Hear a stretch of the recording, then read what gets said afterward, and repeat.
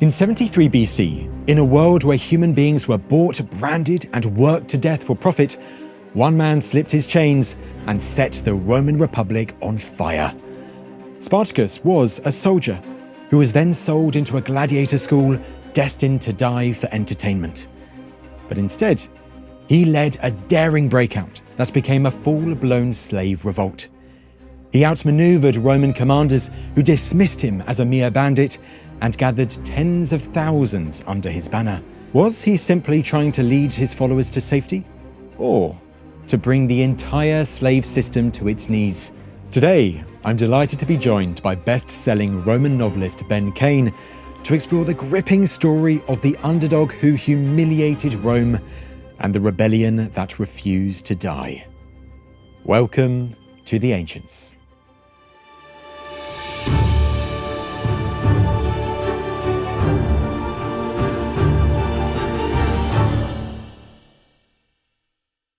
Ben, always a pleasure. Welcome back to the show. Thanks, Tristan. It's lovely to be here. And to talk about Spartacus, of all figures, you know, this former gladiator who turns leader of this massive revolt, his name's become immortalized today, one of the most recognized names from the whole of ancient history. Correct. But the reason for that, because his name was lost for more than 1,000 years, is because of modern history. Right. So how difficult is it for us today, if his story has only recently been rediscovered, to sort fact from fiction? Incredibly difficult. As you probably know, less than 4,000 words survive about Spartacus from ancient texts. Wow. To translate that, that's 10 pages of a book. So you've got sometimes, for example, a complete cookbook by Apicius or Livy's histories and so on, Plutarch's books. Some of them survive in their entirety, but from various texts, we have less than 4,000 words, which is virtually nothing. So it's not just one text that talks about Spartacus's story in detail. No. Those 4,000 surviving words are also split around various texts that survive. We know there were more complete descriptions of them, for example, by Sallust, but they didn't survive. So they're fragmentary. Sometimes they're only a line in someone's poem or something like that. But And so what are these types of sources that we have surviving? So you mentioned poems there. We've got poems, we've got text by Sallust, we've got Appian, we've got Livy wrote something about him, but only a few fragments survive. I think there's maybe some Arrian and some Plutarch, but it's all very here, there, and everywhere. And some of it contradicts what other people said, which is the norm for Roman history. Roman historians and biographer like Plutarch as well. Yeah. So they're the kind of figures that you have. And well, let's start right at the beginning. Do we know much about his origins? Who is this figure of Spartacus? Where does he supposedly come from? So we know he was Thracian. That nobody really argues about that. And Thrace is essentially modern-day Bulgaria.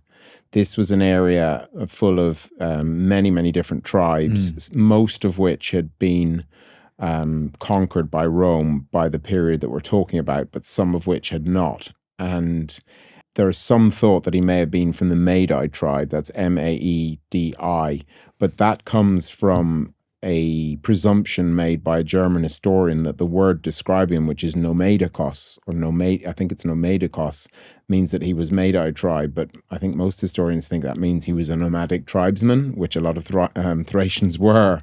So he may not have been Maedi at all. They were from the southwest of Thrace. He may have been Odysserai, which was a tribe on the east of Thrace, close to the Black Sea, because we have an example of a king of that tribe having a very similar name. Right. Yes, the Spartacus, and the Spartacid Spartacus or something like that, I think. And the Odrysae, for a time, they were the biggest tribe in Thrace. Yeah. So they were very powerful for a time. He may have had, kingly origins, but again, if that was his name at all, if that was his real name, because it's not certain that it was, but if that was his real name, he may have been named just because they wanted to, show that he had similarities to somebody. It doesn't mean he was from that tribe. Harken back. It's so frustrating, but we know that he was Thracian, and we know that he was a soldier in the service of the Roman Empire. So he would have been an auxiliary, and as a Thracian, it's quite likely he would have been a cavalryman because they were very skilled horse riders. And at the time of the rebellion, which was 73 to 71 BC, let's say he was a mature adult man. So he was in his 20s, maybe early 30s. So if he'd been in the service of the Roman army, it's quite possible that he was involved in the military campaigns against Mithridates, who was a king in modern-day Turkey, who led a very long 15-year war against the Romans, and the Romans were forever, basically fighting them, and used Thracians as their auxiliaries, among others. Because that's important context to highlight. So the Roman Republic, so not an empire at this time, in the early 1st century BC, by this time the Carthaginians have been beaten, and the Romans are very much establishing a foothold in that eastern Mediterranean area, and one of those key areas being what is modern-day Turkey, where Mithridates lived. Yeah, so to set the stage, Rome was not an empire. It was a republic. Now, it was a weakened republic. It wasn't anything like what it had been fighting Hannibal in the 3rd century BC. This was only 30 years before Julius Caesar, and when there was a civil war that ended up with the republic dying. But it was still a functioning democracy of its type. And by this stage, it had largely subjugated a lot of the Mediterranean world. But as you say, there were areas of it, like in modern-day Turkey, where Mithridates was, which was not completely under Roman control. Because although the Romans had a startlingly high success rate in battle between 31 BC, which is the Battle of Actium, to 235 AD, which is when the wheels started falling off, in that 266-year period, they had a success rate in battle of 70%, which is quite extraordinary. If you compare that to any sporting team and ask them to win 70% of their matches for 3 centuries, it's not going to happen. So that was the scene. And Spartacus was an auxiliary, and he was then, according to one Roman source, I think it was Varro, wrongfully enslaved. So for Romans to admit that something was done that was bad is very rare. So some Roman sources say that he was enslaved, but one of them says he was wrongfully enslaved. So I like to go with that one myself. And it's fun speculating about his time in the army and how he served the Thracians with their pretty famous reputation in ancient times for being these fierce warriors. And as you mentioned, likely cavalrymen with their javelins. There's also certain tribes that wielded that big two-handed... The Rhomphaea kind of bladed weapon as well. That's right. And there are loads of types of those. I thought they were all curved, but a friend who was on holiday in Bulgaria a couple of years ago was showing me all these photographs of straight Rhomphaea. Really? Literally, like a spear, but with a blade all along the bottom of it. Big bladed weapon. Yeah. But it's testament, isn't it, that, if Spartacus is a Thracian auxiliary, straight away he's being linked to these people who, since the time of Herodotus, the father of history, have been renowned as pretty ferocious people. Indeed, there are lots of quotes about how savage they were and bloodthirsty, and they carried they severed the heads of their enemies and so on. A bit like the Gauls, who were part of the Spartacus's army. They fearsome descriptions of these people. They were definitely a warlike people who didn't take kindly to anybody coming into their territory. So he would have been a natural warrior just from growing up, and then he was a Roman soldier, and he would have quite likely learned Roman tactics, and then he was made to be a gladiator, where he would have continued to fight. And so there were a lot of things standing to him, which helped, no doubt, to form him into the man he became. And you mentioned that you like to believe that version where he was wrongfully forced into slavery. Is there another version where he was a deserter? I mean, are there various... In the surviving 4,000 words we have, are there various stories as to how he went from auxiliary to slave? My memory fails me. I think there's mention of him potentially one of the sources that he was a deserter and that he was caught. You got to remember with slavery in the ancient world that you didn't have ID. You didn't have proof of I'm a British citizen, I'm an American citizen, here's my passport. If you were a non-Roman, i.e. a non-citizen, and some Roman soldiers in a combat zone took you as a slave, nobody was going to stop you being a slave. You could shout and scream all you liked. So wrongful slavery, I mean, how can slavery ever be right? But my point is that enslaving people just because they felt like it was potentially quite easy to happen, and nobody would undo it. unless you could prove that you shouldn't be a slave. And how are you going to do that? So slavery after battles, when a Roman army won a battle, it was just, you just became a slave. There was no say in it. Oh, well, what did I do? Well, you're on the losing side, buddy. So, yeah, who knows? I mean, the reason I like to think he was wrongfully enslaved is because I'm a novelist, and I realize now it's because I'm Irish, and the Irish were underdogs for so long. We like the person who's had something wrong done to them, and then ultimately their story, improves. Although obviously for Spartacus it went bad at the end. So do we know much about slavery at this time in the Roman Republic? Were most slaves gained as the vanquished in a war, in a battle? Do we know much about the Roman Republic as a slave state at that time? Yeah, we know quite a lot. Rome, as I mentioned, was a dying republic. It was in a state of great change. So the days of the citizen army in the Punic Wars, when men went off to war and weren't able to come home, because prior to the Punic Wars, generally legionaries who were citizens who volunteered to fight and went home when the war was over, and wars frequently only took place during campaigning season, which was sowing of your crops in the spring to harvest time. And then if you didn't win the war, you more or less agreed to cease hostilities with your enemy. You both went home to your farms and harvested your crops, and you attacked each other again in the spring. But when you're at war for years, you can't do that. And this need for a permanent army had led to many tens, if not hundreds of thousands of citizen Romans being away from their farms in Italy for years on end, their families undergoing great hardship and indeed starvation, and migrating as homeless people to the cities, which in turn led to large areas of Italy becoming depopulated and landowners, noblemen buying up the land. And you then had basically the need for workers on those farms who were not citizens, because the citizens were the poor in the cities. This also, it's worth mentioning, gave rise to, it sort of fed the weakening of the Republic, because these men who then joined the army were no longer joining the army because they needed to as a citizen, required to by the Republic. They were joining warlords like Julius Caesar and Pompey and following them for years on end and becoming personally loyal to generals, not to the Republic. But the point is that slavery had then become almost a need, and together with the unprecedented success of the Republic in war in the 3rd and 2nd centuries BC, you did have a massive influx of slaves from war. And we actually have the sources. Someone compiled a list of the numbers of slaves taken in wars by various sources. And in the 2nd century BC, it was over 200,000 slaves in 100 years. So that's a lot. That's a lot of people. And you do get some of those notorious events at the end of certain campaigns. I think it's Flamininus at the end of a campaign in Greece, which is like the scourging of a region called Epirus, and maybe like 50 or 100,000 people slaved on the way. So the taking of Carthage in 146, 50,000. Julius Caesar, I mean, it's later than Spartacus, but Julius Caesar, it's accepted, they reckon he took 1 million slaves in Gaul and killed another 1 million. The number of Gaulish slaves in Rome was so great after Julius Caesar's campaigns in Gaul that they devalued the price of slaves to that of an amphora of wine. And at this time, so slaves are being acquired for work purposes on the farms and so on.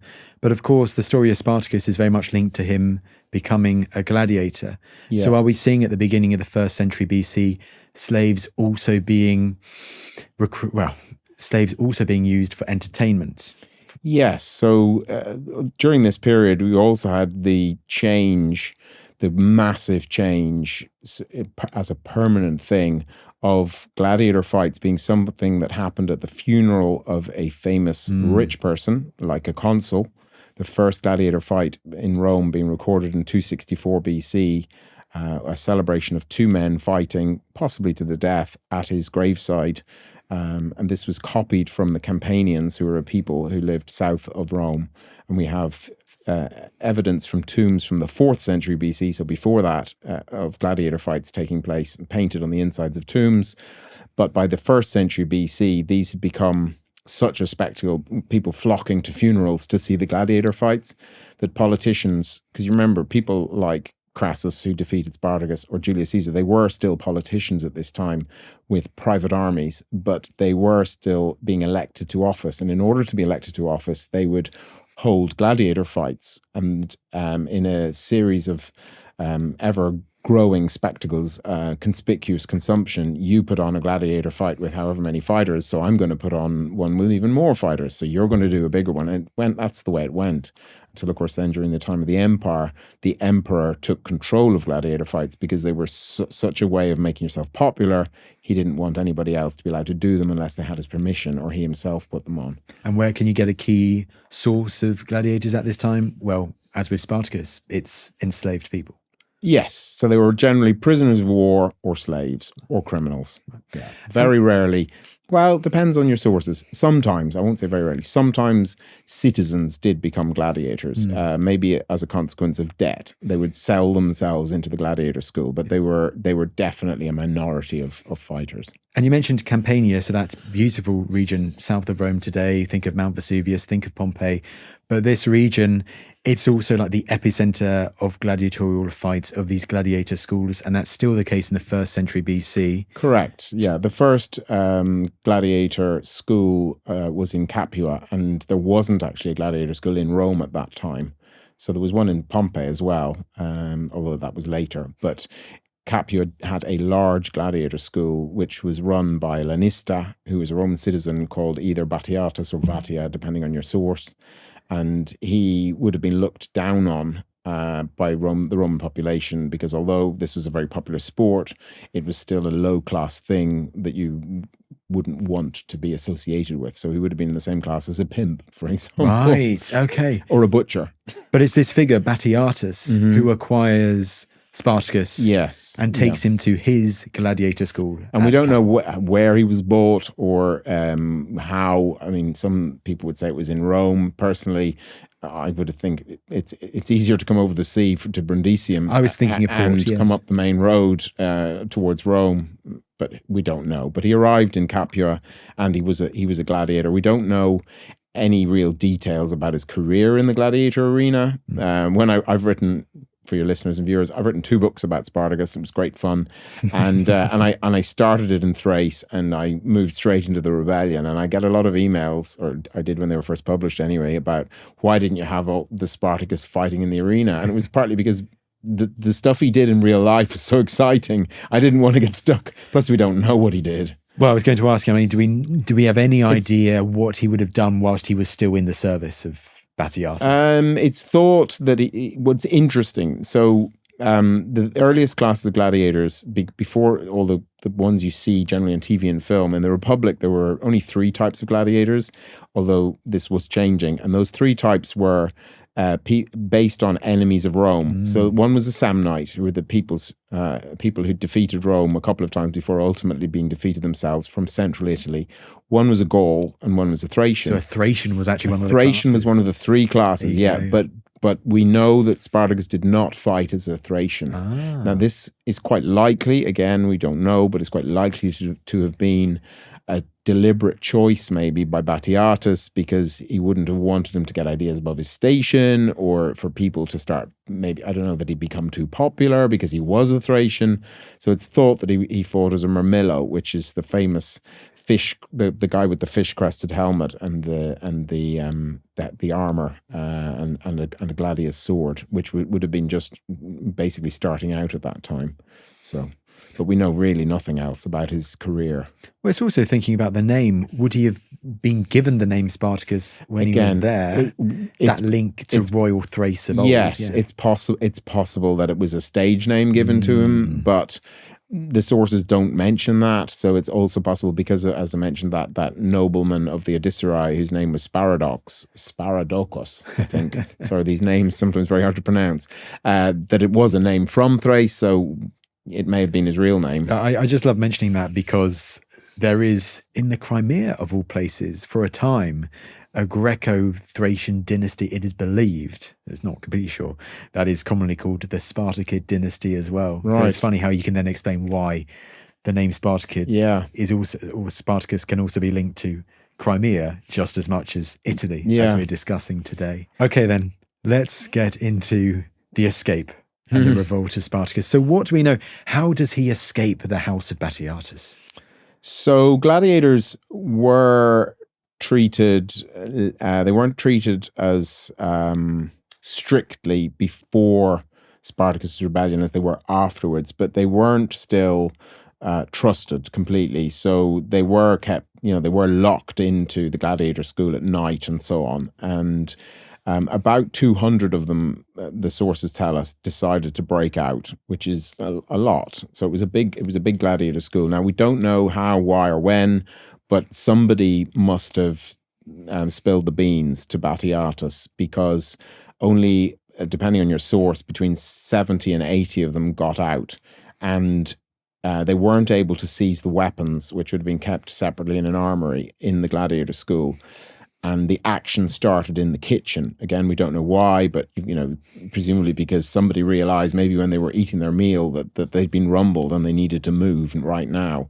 And so they smashed their way into the kitchen and used the implements that they found there, which were meat cleavers and even pestles, big pestles for pestles and mortar, smashed their way out of the gladiator school. Again, we don't know how, but about 70 or 80 of them, and were very fortunate on the road out of Capua to come across a wagon train with arms for gladiators in a different gladiator school. And presumably it only had a few guards, so they overpowered them, probably killed them, took all the weapons, and hot-footed it away. Now, where did they go? Well, they went to Mount Vesuvius, because at that time it hadn't erupted as a volcano for hundreds of years, and yet because of the volcanic eruptions and that makes for very fertile growing conditions. So you again, your viewers and listeners are probably familiar with the very famous image of Pompeii with Vesuvius in the background and Bacchus, and it's literally green from top to bottom, covered in vines, isn't it? Covered in vines, beautiful. yeah. And so it was an incredibly fertile area, but it's also a big mountain, great place to go and hide out at the top. So that's where they went and set up camp, possibly in the crater. Now, nowadays there are two craters. Back then there was only one because it hadn't erupted, obviously, like it did in 79.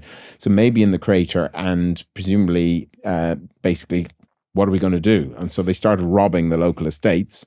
You got to remember that there was pretty much no police force in ancient Italy. There wasn't a police force in Rome until the early 1st century AD. So in a rural area, there was even less. There would have been local politicians and there would have been local militias potentially, but there wasn't a police force. So you defended your property with your slaves and whatever you had if somebody came to steal. But if an armed group of 80 men came, pretty much no estate would be able to defend themselves. So it was basically like stealing toys from a child or sweets from a child. It sounds like a bandit camp, right at the top of the hill where you wouldn't venture. This idea, that's what he was. And slaves began to come and join him, and it was apparent right from the outset that he refused to accept domestic slaves, soft-handed domestic slaves. He only accepted agricultural slaves used to work in the outdoors. Interestingly, herdsmen, men who looked after sheep and cattle, slaves, were the only slaves who were allowed to be armed, because you remember there would be wolves and bears, so they would have had spears and bows and arrows. So he allowed them to join, and also, obviously gladiators. So we have no idea how quickly his force swelled, but the Romans were quite slow to react, just as they had been in the previous two slave rebellions, which had taken place in Sicily between 135 and 132 BC and 104 and 100 BC. So this is why if someone searches Spartacus today, you might also see the words the Third Servile War. Correct. This was the third and biggest by far slave rebellion. And the previous two had rumbled on for years because the Romans had a very low opinion of slaves. Well, it's only slaves. What do we care? So when they decided to act, the Senate being the ruling body of Rome at the time, there were no emperors, remember, they designated this rebellion as a tumultus, as in the word tumultuous, which is basically just an upset. It wasn't a bellum. It wasn't a war, because it was just slaves. This is a little problem. A little problem. So little problem equals we don't need to send real soldiers. At this time, not in an active, massive war like they were against Hannibal, for example, the Republic had 4 legions each year, and they were commanded by 2 consuls, the most senior magistrates of the Roman Republic. So each consul had 2 legions. They didn't send them. They sent a praetor, who was a justice lower down the ranking to a consul, of which there were either 6 or 8. They sent a praetor called Caius Claudius Glaber, and he didn't have any troops, because the only sort of troops that were ready to go would have been the consul's legions. So he quite possibly recruited veterans and just men from towns or from Rome. It's like a town watch kind of thing. Yeah, on his way south. But what we know is that he had about 3,000 men by the time he reached Vesuvius, the area of Vesuvius. And let's say Spartacus had a couple of hundred men by this point, maybe more, but probably not very many more. Certainly nothing to compare with 3,000 armed, well armed, they would have been Roman soldiers, even if they were of dubious quality. Now, Vesuvius is pretty big, so Glaber couldn't surround it completely, but what he did was he blocked the road up to it. There was only one road up to the top, and set up camp, and presumably had sentries in and maybe watch posts separated around the base of the mountain. We don't know. But what we do know is that he sat and waited to see what would happen. And one of the things that's pertinent to mention at this point is that generally in ancient times, nobody fought at night. The night was the domain of gods and demons and spirits, and it was really bad luck. Now, obviously, they didn't have infrared, they didn't have radios, so it was very confusing and easy to get lost, all those things. So Spartacus attacked the camp at night, but how did he get down there? It's really, really, really cool what he did. There were, and still are, wild vines growing on the slopes of Mount Vesuvius today, and they fashioned ropes from them. Now, we're not talking about going down a vertical cliff, because they're not strong enough to take the weight of a man, but a lot of the slopes coming down on Vesuvius are really steep and potentially covered in scree and gravel type surface, and would have been very dangerous and difficult to come down, especially if you're carrying weapons. So they fashioned ropes and came down at night in an area where the Romans weren't watching, and they attacked the Roman camp under the cover of darkness and caused total panic. I mean, I had such fun writing scenes like this, because what's likely, a Roman army on the march, when it finishes, it digs out a 2 to 3 meter, 6 to 9 foot deep V-shaped ditch, and then uses the earth from that to make a 2 to 3 meter high wall. If it's doing its job properly, but maybe Glaber's men hadn't done it properly, because, what do we care? They're only slaves. So they may not have even had a rampart at all, or if they did, it wasn't high enough, or there weren't enough sentries. Anyway, total panic, and Glaber's men just fled. They just ran off into the night, basically abandoning their camp and all their arms and equipment. Now, presumably some of them were killed, but it didn't really matter, because suddenly Spartacus's men had the arms and armor potentially of 3,000 soldiers. And at this time, the slave population of Italy is estimated to have been over 1 million, at least a third of the population. And in that rich, fertile area full of farms and estates, high density of slave population, you can bet your boots that the gossip around the well, or the gossip in the marketplace of slaves meeting each other on the road with wagons, or whenever there was a point for slaves of one estate to talk to others, it would have just gone around the country like wildfire. The story would have been in the Forum of Pompeii, all of those places. That's not everybody. The citizens would have been talking about it. They would have. The citizens would have been terrified, but the slaves, importantly, would have said, "Do you hear what happened?" And literally from that point on, the slaves were flocking to his army, because some slaves lived in manacles. But mostly they didn't, or if they did, it was at night, if they were agricultural, and in domestic cases, they probably were never chained up. So they could just run away. Actually, their fetters, even if they did come to them in fetters, they then later used them to make weapons. So, the weapons part I'd like to ask a bit more about, because you mentioned how early on they fortunately come across that wagon of weapons for a gladiator school. Now, weapons for gladiators, they were like army weapons, but normally slightly different. They're a bit more specialized for the whole spectacle of a gladiator fight. So can you imagine the weapons that they started with when they were fighting this first makeshift army, 3,000 soldiers?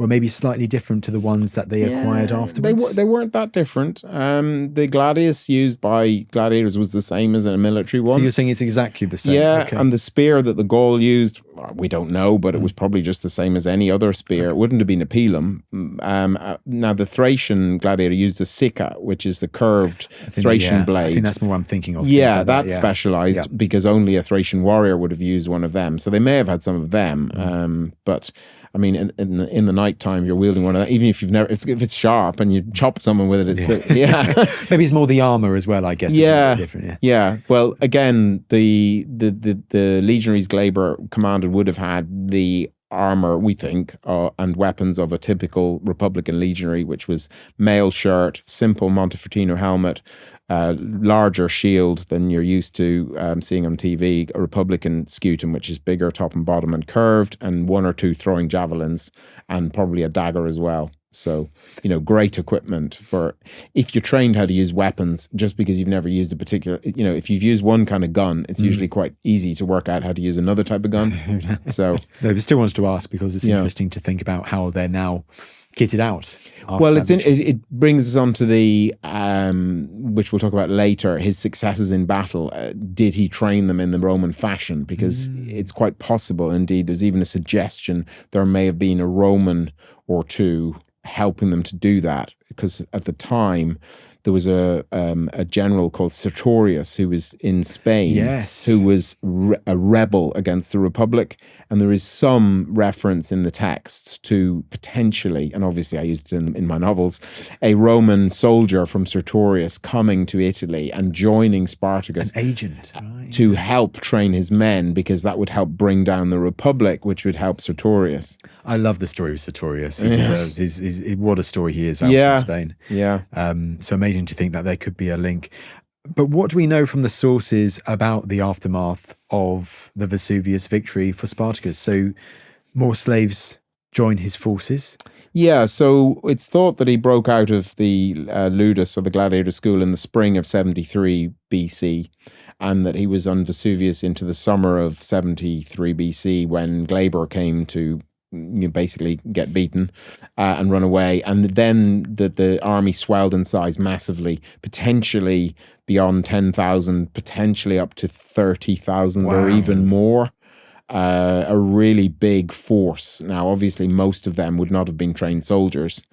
And so, despite the size of this army, which now came down off Vesuvius and started moving south, because they needed food. So tens of thousands of men, whether they're slaves or legionaries, they need an awful lot of food. You're talking hundreds of tons of food every day. And so they're like a plague of locusts. So God forbid you were a Roman citizen in Forum Anii, for example, which was a small Roman town south of, near Nola and Nuceria, which are two other towns which were probably attacked by Spartacus, which was descended upon by Spartacus's army at that time. And basically, you just imagine what they did. They did everything horrible that you can imagine, killed and raped and murdered. And it's thought that Spartacus didn't want that to happen. Interestingly, some of the sources describe him as a man of great, not just great strength, but of intellect, and someone who was not a savage. Right, okay. You could argue that they did that because it was common, just like descriptions of Hannibal Barca, when you've got somebody who's basically handed the Republic its own backside on a plate multiple times over, you can't denigrate him and make him out to be useless and stupid and a savage. It's the noble barbarian. So the noble barbarian, because how else could he have beaten us? Yeah. They do it with Pyrrhus and Hannibal. Yes, and all of those, they do it with everybody. Yes. Yeah. Because the Romans, let's face it, everybody, the Romans were racist, misogynistic, and homophobic for the most part. So if you were non-Roman, you really were looked down on. Yeah, you were seen as the other. Other with a capital O. Yeah.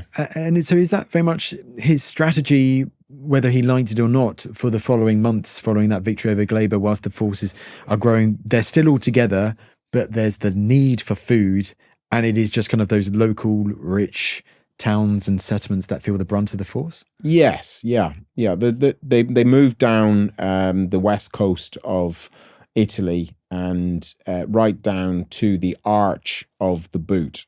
And so the bit that's between the heel and the toe, which has got a great big sort of massive bay, if you like. It's the Bay of Tarentum, isn't it? The Bay of Taranto, Tarentum, where Taranto is now, but west of Taranto. Taranto's over near the heel of the boot. We're talking about places like Thurii and Metapontum, which were towns that were attacked by Spartacus. And we've got examples in the countryside. I think there is a villa they found near there in which they found a pot of coins and a piece of gold jewellery buried, and the carbon dating dates it to about 73 BC or 75 BC. So it's possible that it was buried by a panicked landowner who was hearing of this slave army. Because if you lived in the countryside, I mean, you just got out quickly and went to the local town. And there's another building that's been found in that area with a burnt stoa, which is like a facade at the front of a building. And that may be from that time as well.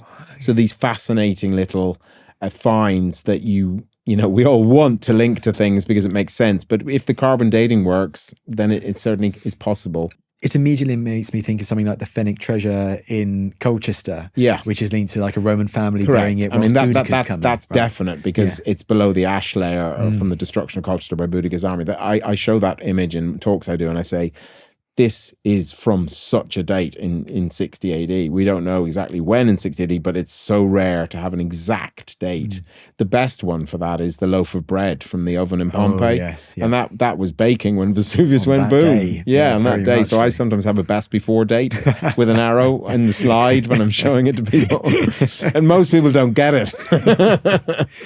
And the makeup of this army when they're in southern Italy, is it very much Spartacus, the charismatic leader? He is the commander-in-chief and the sole general. Do we know much else about the command structure? We do. We know that his force initially was made up of Celts, i.e. Gauls, although there were Celts from in Thrace as well, but probably primarily from Gaul, and Germans.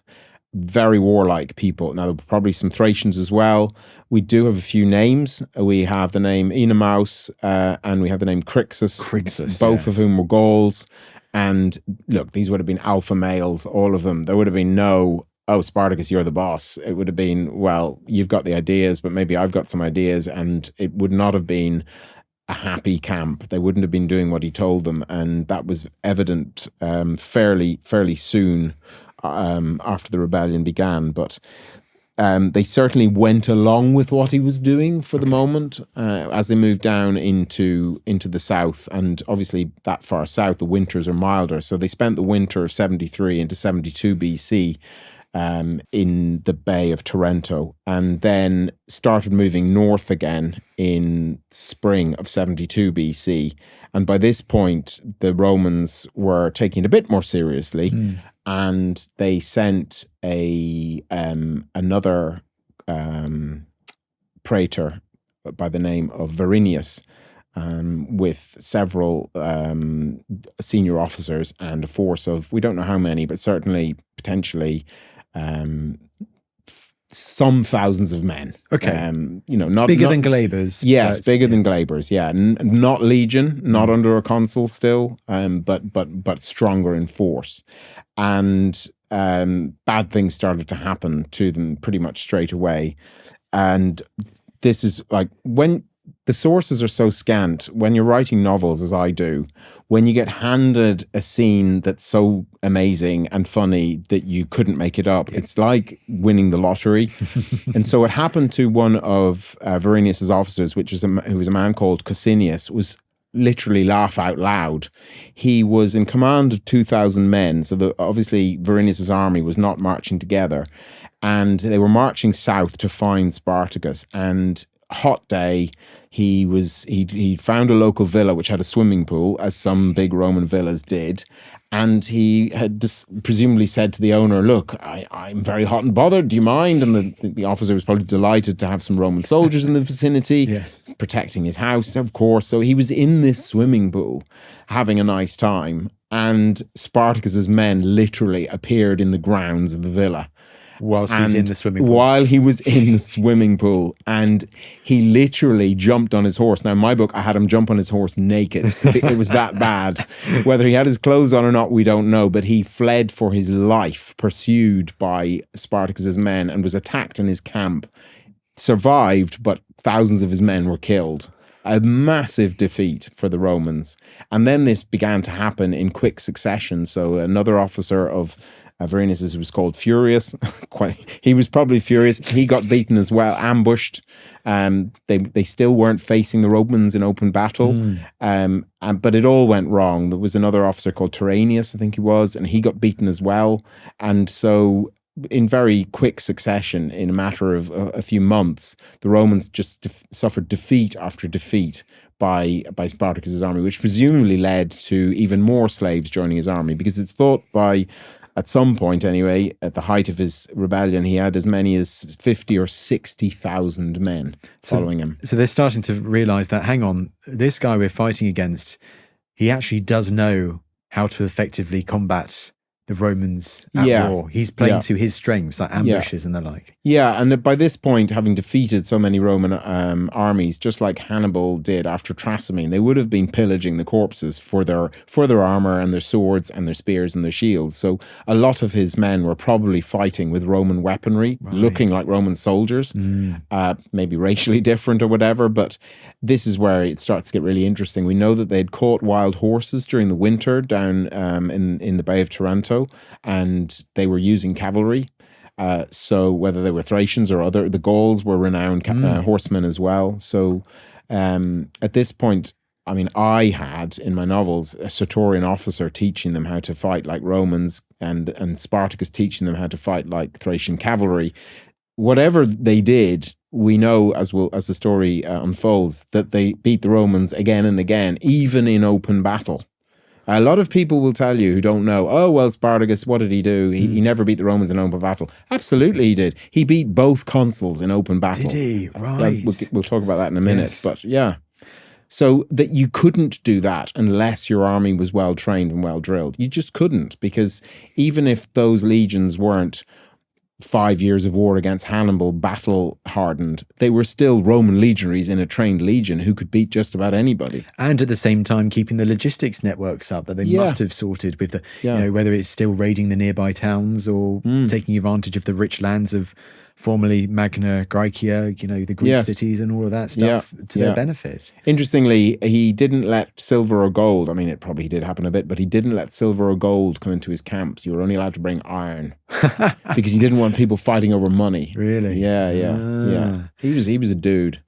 The Giga Chad Spartacus. Right, so how do we go from those successful ambushes and chasing away that guy naked from the swimming pool to this, you know, this pitched battle against two consuls? Yeah, so by this point, the slave army had broken up. Crixus had enough. He's decided. Right. You know what? Actually, I'm not going to take orders probably from you anymore. And he'd split away from Spartacus by this point, and his army, which they think was between 20 and 30,000 strong, so potentially a big chunk of Spartacus's army, it went over to the east coast of Italy and was presumably pillaging its way through settlements and towns up there, because nothing would have been able to stop it.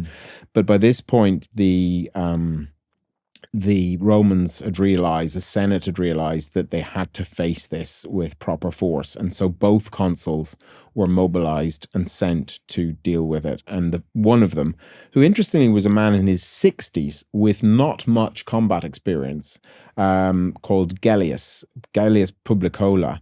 He was 62 years old. So that's really old for a Roman. And he encountered Crixus near Mount Gargano. Now, if you look at a map of Italy and you go up from the heel of the boot and the toe of the boot, on the Adriatic side, about a third of the way up, there's a bump, like a callus. Yes, yep. And it's near the town of Bari. And that callus, or bump, if you zone in on it on Google with your looking at the terrain, it's a mountain called Mount Gargano. Maybe it was a volcano a very long time ago, but that's on the slopes of that mountain is where the Romans put their forces. So they took the high ground. They were outnumbered significantly, 10,000 roughly soldiers, 2 legions with maybe some socii or auxiliaries, we don't know, but about 10,000 soldiers. Those are the non-citizen kind of allied I mean, or soldiers maybe at the time, maybe right? the legion was 5,000 strong then, you know, because who knows strictly how big a legion was and all that. About 10,000 Romans, a lot, but about 30,000 slaves, and they attacked up the slope at Gellius's army and apparently attacked 3 or 4 times and were beaten back. And now the Romans, instead of doing the normal triplex aces formation, which is 3 ranks, having 4 cohorts in the front rank, 3 cohorts in the second and 3 in the third, slightly staggered. So the gaps in the front line are covered from behind by the cohorts in the second line, and likewise the gaps in the second line covered by the cohorts in the third line.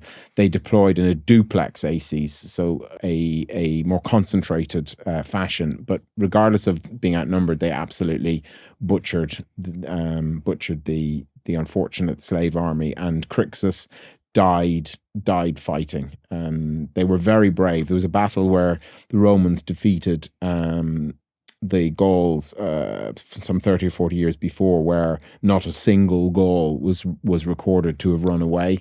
And in a later battle, which I'll mention, which happened to another breakaway section of Spartacus's army, only 2 of the 12,300 dead were found to have wounds in their backs.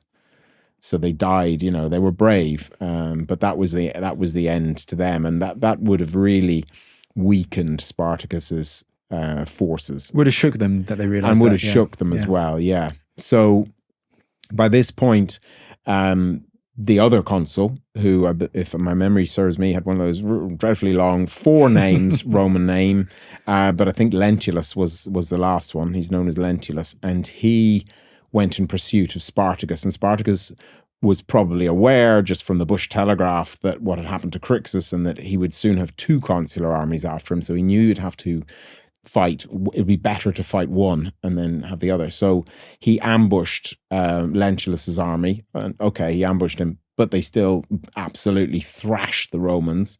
He was then pursued by Gellius soon after that. Nothing survived of the battle except that he beat Gellius. Right. So maybe it was ambush, but this is 2 consular armies he's just beaten, one after another. He then continued north and came down out of the Apennines mountains to near the modern day town of Modena, which was known as Mutina to the Romans, and was there faced by a consular size army under a proconsul whose name was Longinus, Cassius Longinus, father of one of Julius Caesar's murderers or assassins, and he beat him as well in open battle. And he had a bigger army, but he's still a proper Roman army. And then you have this, which again, your listeners and viewers will all be aware of, this moment where the slave army, having defeated every Roman army in its path, has nothing to stop it leaving the Roman Republic. Nothing but the Alps. Yes, because they've gone from Campania to the south, then, Mutina. All the way north. All the way north. Yeah. Defeating everyone as they come. Yeah. Do they just keep going north towards the Alps? Well, this is the whole story. So, historians think that Spartacus must have wanted to leave, because why else did he go that way? And maybe he did or maybe he didn't. I think that makes sense to me. But the fact is that his army turned around and then marched south again. And we don't know why. Now, there are probably loads of master's essays on it and PhD theories about it, and academics love to argue about it. We simply don't know. The sources don't tell us. So you've got to think about, was it because autumn was coming and the Alps are a significant barrier? Was it because they had spent the last year and more literally doing what they wanted up and down Italy and had beaten everybody? The Japanese during World War II, when they were moving really fast and taking everything in their path, like Singapore and all the islands in the Pacific, they had a term that they called victory disease. And it's like, supporters of Man United back in the 90s. When you keep winning, you just think you're always going to win. Well, why would we leave now? What are the Romans going to do to us? We can beat anybody. Just one more army to beat. Just one more army to beat, yeah. So Spartacus obviously could have left himself. So that's what I thought about. Interestingly, we know that he had a wife who was a priestess of Dionysus. So I had her as a character in the book. We know almost nothing about her except that she interpreted a dream of his before the rebellion when he had a snake wound around his head in this. Well, supposedly it happened, but as anyone who knows about snakes is snakes don't do that. But regardless of whether it was a dream, it was a portent of him having a great and terrible power. And in the days of when everyone was a pagan and Roman generals, including Sulla, had used seers in their campaigns, this would have been potentially very powerful for Spartacus to use. So he had a wife with him, we think.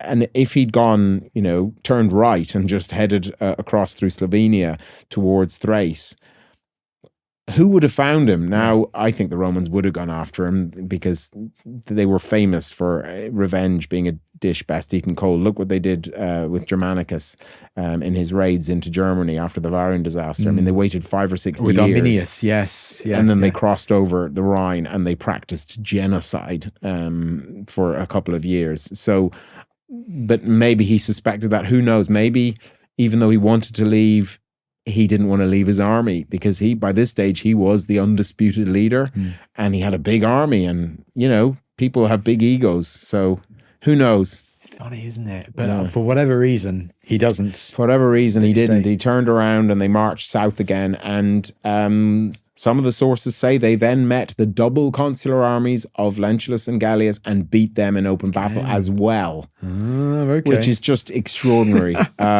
Quite extraordinary. So they bypassed Rome. Some people said, why didn't they attack Rome? I mean, that's nonsense. Rome had 25 to 30 foot high walls and a double legion in size. They didn't have siege engines. There was no way they were ever going to do that. Same with Hannibal, isn't it? It's not worth the effort of doing it. Yeah.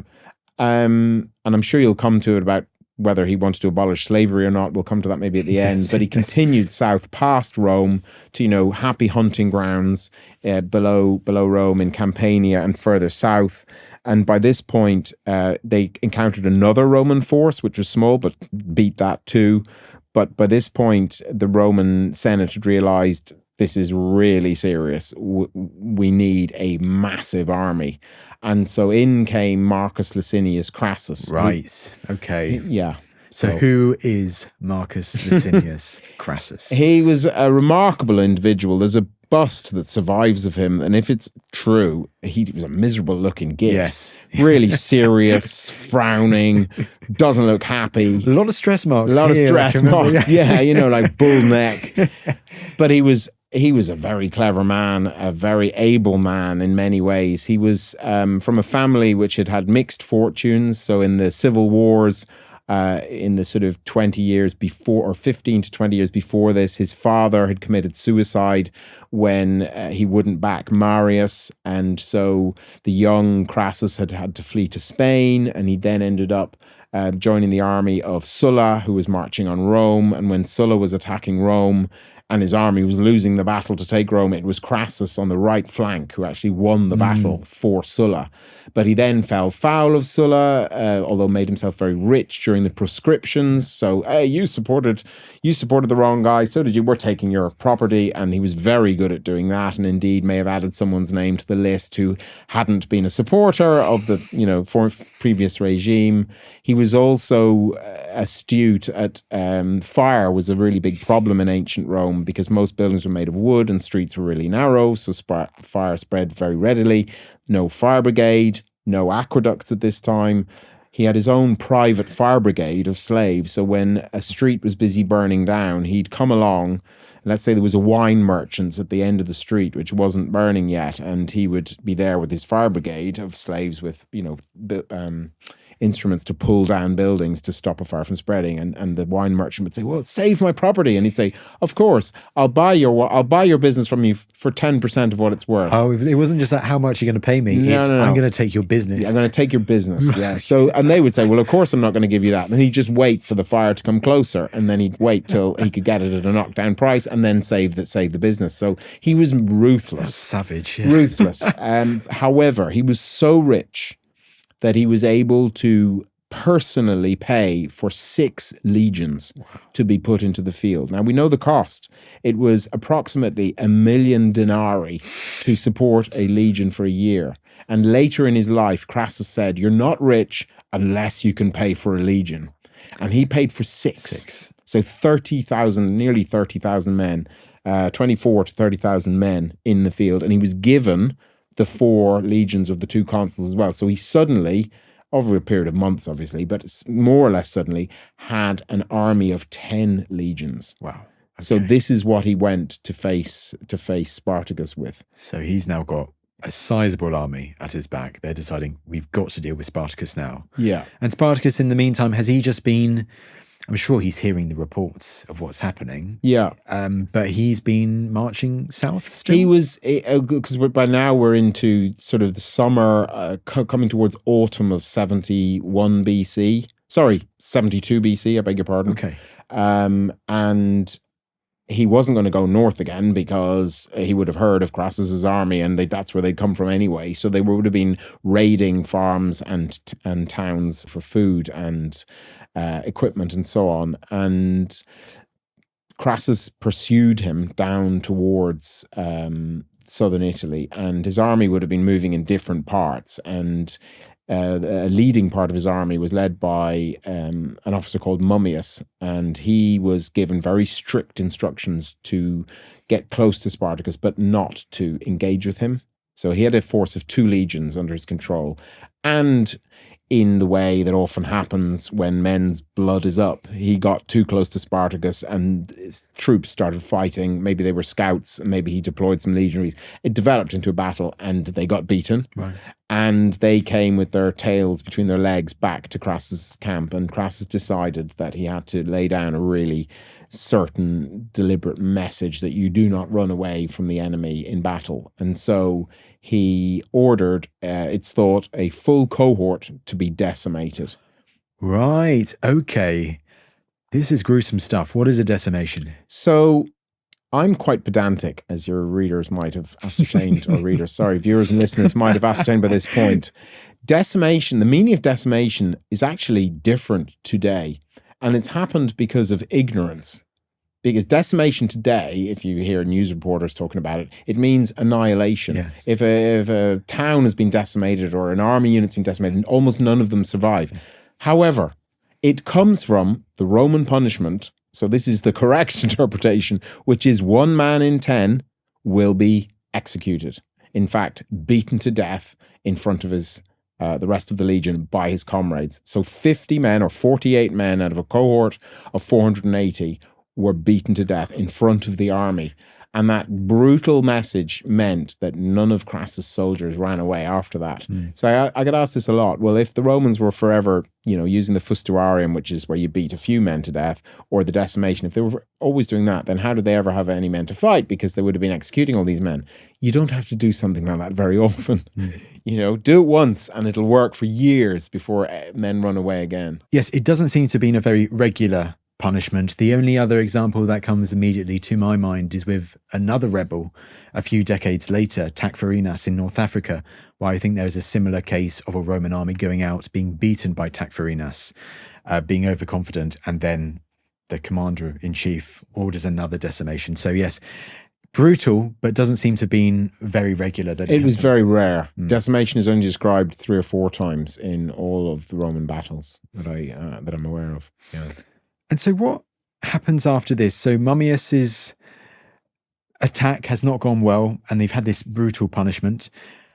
But it seems like Spartacus, he's getting nearer and nearer Sicily, of all places, isn't that Correct, the case? yeah. So he ended up going down into the toe of the boot to near Rhegium, which I think is Reggio today. Reggio today, yeah. And again, many of your listeners and viewers will know that it's really close to Sicily. You can see it. It's a mile, about a mile, which is near enough to see details. But that distance in ancient times is as far as the moon when you haven't got ships, because the waters, and we're now into autumn time, would have been very uncertain. You had the myth, obviously, of the whirlpool, Charybdis, and the mythical beast, the Scylla, that killed sailors that would try to go through it. But Roman ships in general were pretty bad. Oh, so that episode from Odysseus, Yeah, the Scylla and Charybdis, is the Strait of Messina. Is correct. That strait? Yeah, it's right there. Yeah, and so at this point, some pirates come into the equation because pirate activity in the Mediterranean at this time was rife. I mean, Crete particularly, but also Cilicia, which was an area of Turkey, were known for their piracy. And there was no Royal Navy, there was no American Navy, there was no navy to patrol the sea. So the pirates really, they in fact helped to drive the slave trade, and they did what they liked. And we know that Spartacus met with some of these pirates and paid for 2,000 of his men to cross over to Sicily. Now, there wouldn't have been maybe enough money or ships or time to get his whole army over, but presumably what they were to do was to cross over and get a beachhead and maybe get some ships and come back for the rest.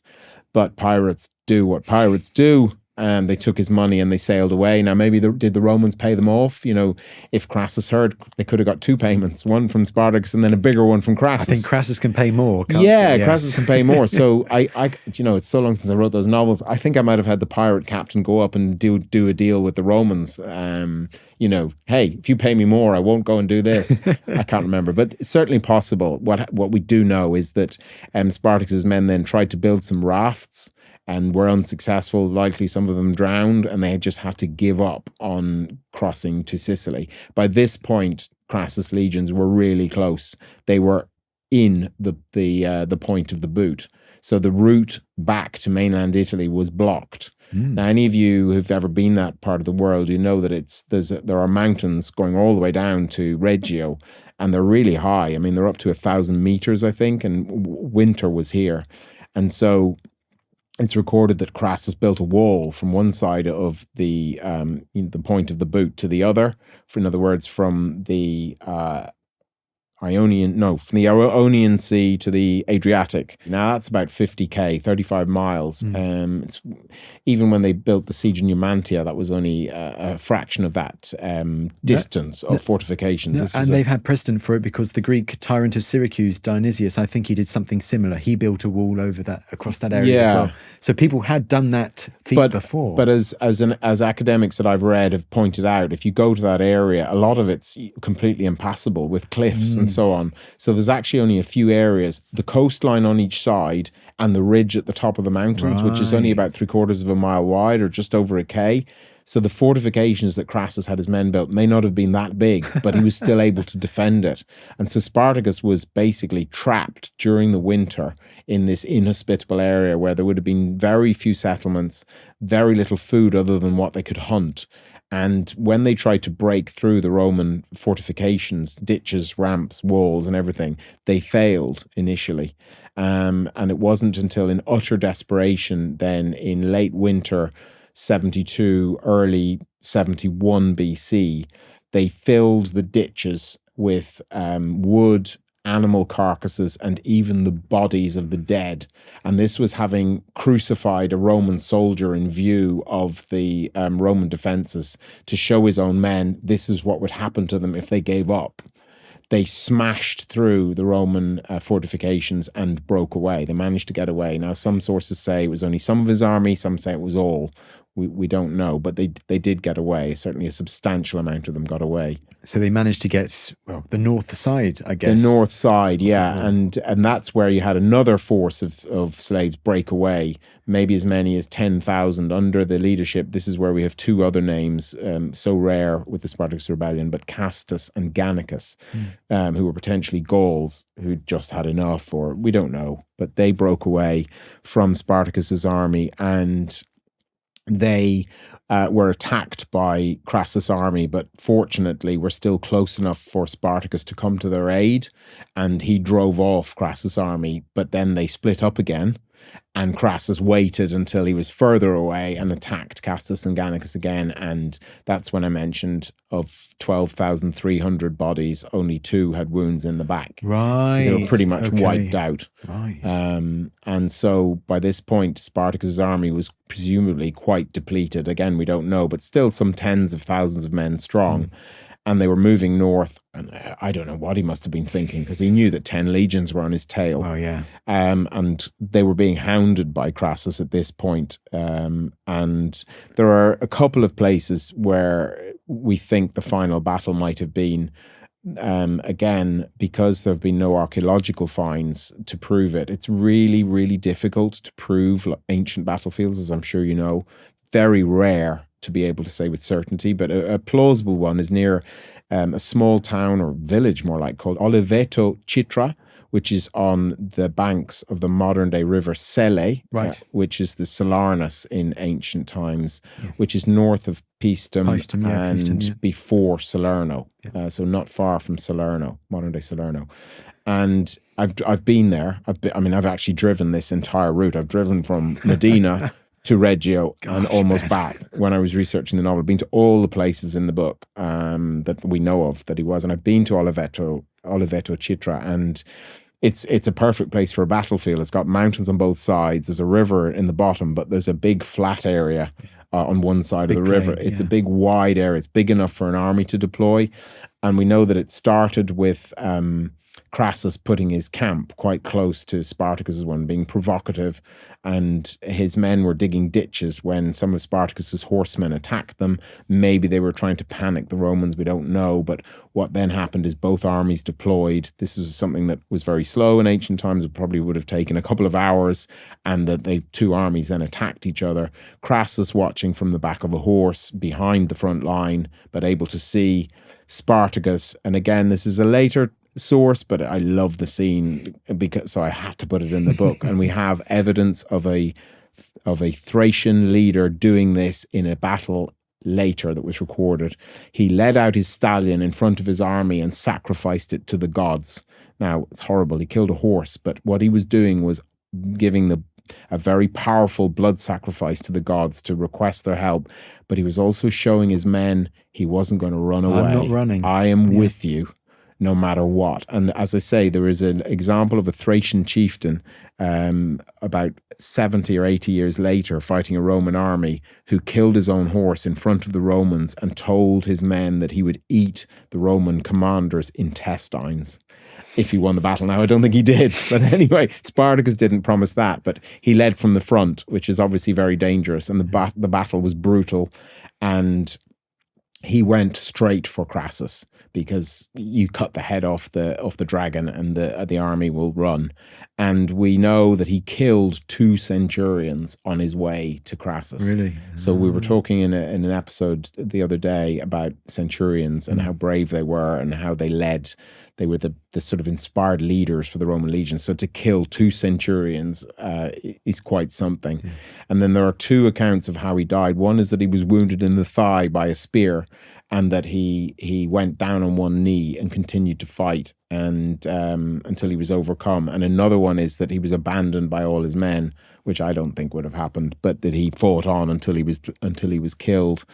And interestingly, to show you that he was a plain, simple man, his body was never found. In other words, he wasn't covered in loads of special armor or valuable pieces of equipment. He just looked like another soldier or another slave.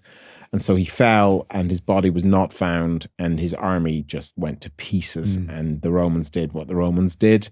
They only lost apparently 1,000 of their own soldiers, which I have to say I think is a low figure. I mean, they may have been underestimating it or lying because it looks better, but they killed thousands and thousands of slaves who then fled into the surrounding countryside. Indeed, 5,000 of them were met. By this stage, you had Roman generals being called in from everywhere. There was a guy called Lentulus, another Lentulus, who had landed at Brindisi, which is ancient Brundisium. And actually, I forgot to say, Spartacus had thought about going that way, but heard that Lentulus had landed in Brundisium, so couldn't.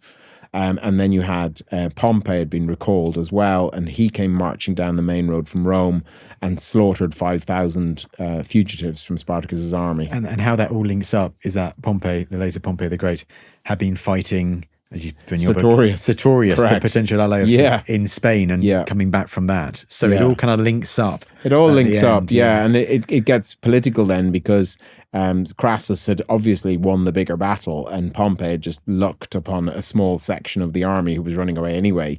But he was closer to Rome. So he sent a message to the Senate saying that he had torn out the roots of the rebellion, and he got more credit than Crassus, who was really angry. He must be pissed with He that. was so angry, And then he was later not given a triumph, whereas Pompey was, because of his victory over Sertorius, which he shouldn't have been because Sertorius was a citizen. Roman, But he was given a triumph because he can bend the rules. And poor old Crassus was only given an ovatio, which was one step below a triumph. And you were only allowed to wear a myrtle wreath, not a laurel wreath. But he petitioned the Senate because a myrtle wreath wasn't good enough. So they allowed him to have a laurel wreath crown, even though it was only an ovatio. I'm sure he could have paid for it if he wanted to. Well, but he wanted the he probably praise. did. And ovatio, that's where we get ovation from today? Ovation, yeah. So it sounds like then there's no real I'm Spartacus moment, although it's still testament to, the fact that how charismatic he must have been, how it all fell apart when he died.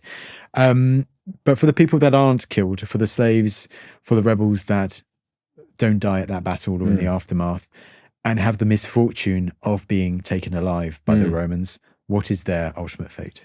So not all of them were crucified, but 6,000 of them were. And this is the largest mass crucifixion of ancient history. It was equaled once by Octavian Augustus after the Battle of Actium, but never even came close with any other crucifixions. So the prisoners were marched to Capua, which is about 70 miles from the battlefield, and the main Roman road, which was the Via Appia, which had run from the south but continued through Capua to Rome. It's about 130 odd miles between the two cities, and I worked out the maths. It's about one crucifix every 40 yards or 40 meters for more than 130 miles. So you would be able to see countless numbers if of you them. were a merchant or a traveler, you would be, and what's telling as well is sometimes they would take them down. Sometimes they wouldn't guard the crucified people, but Crassus had soldiers guarding the crucified people even at night, and their bodies were not taken down until they had rotted. So the smell through the summer of 71 BC and was to have been indescribably awful. But what this barbaric act did was it delivered in the most graphic terms possible to every slave in Italy: if you rebel against the Republic, this is what happens to you. And there was never again another slave rebellion. I mean, you have so brilliantly retold this story that I know you delve into so much detail about you've created in your novels. What do you think then was the ultimate significance of the revolt of Spartacus? It sounds like the Romans, quite harshly, but they do learn their lessons from it. Yeah, they learned their lessons, and modern historians and modern people took Spartacus to their heart. So Voltaire, before the French Revolution, wrote about this being the only just war in history. Really? You then had Engels and Marx writing about him and bringing him into the public consciousness. There was a man called Toussaint Louverture, who was a former slave in what is now Haiti. The Haitian Revolution, who literally based his rebellion against the French on Spartacus and won freedom for his country, and was then, taken prisoner afterwards. But you then, coming through into the 20th century, you had a German communist organization called the Spartacus League, who idolized him. Moving forward, you had Soviet politicians holding him up as an example. Then Howard Fast, famously an American communist. Yes, there was a thing as an American communist who was imprisoned for his beliefs during the McCarthy era. He wrote the book Spartacus, which was essentially an allegory about the free people being against the evil Roman Empire, which he meant the American Republic. And it sold 5 million copies, sparked the film Spartacus with Kirk Douglas and the I Am Spartacus moment, and had this huge impact on public awareness. But back then, Spartacus was never about ending slavery. Thracians had slaves, Gauls had slaves, Germans had slaves. Having a slave, no disrespect meant, was like having a washing machine in your house. You don't say, oh, look, you've got a washing machine when you go round to your friend's house, because everyone has a washing machine. If you could afford it, you had a slave. So maybe you didn't want to be a slave, and I'm a trained soldier and gladiator, so I'm not going to be a slave, and I'm going to fight for my freedom. But he didn't want to end all slavery. He just wanted to be free. So that's not the reason why he went back south rather than going back to the Not Alps. at all. No, right. And if you ever read that or see that, that's just modern interpretation. There's no people back then didn't want to end slavery. I mean, you had Roman authors talking about slaves being human beings and having feelings, and you could like them and so on, and you should treat them well and so on and so on, to varying degrees. And we know of many slaves who were freed by their owners and given lots of money. But those owners did not try and abolish slavery. Yeah. They just treated individual slaves really kindly. Yeah. So, Ben, this has been absolutely fantastic. Last but certainly not least, you have written a couple of books that talks through the story of Spartacus. Indeed. It was supposed to be one, and then I got so excited and so involved in it, I said to my editor, can I write a second one? And she said, go on, sure. So one's called Spartacus the Gladiator. The second one's called Spartacus Rebellion. They're in English, Polish, Italian, German, French, not French, sorry. Quite a few languages if you're not English speaking by native, and available in all good online bookstores or in real bookstores. And I hope I did him justice. It was really enjoyable writing them. I wanted him to survive. Well, as you've explained throughout this episode, this story is full of amazing tales that, for a writer like yourself, it must be amazing to bring to life. So I'm sure they're brilliant reads, and you can buy them wherever, all good bookshops and online and everything as well. Yeah. Ben, it just goes to me to say once again, thank you so much for taking the time to come back on the podcast. Thanks, Tristan. It's always great fun. Thank you.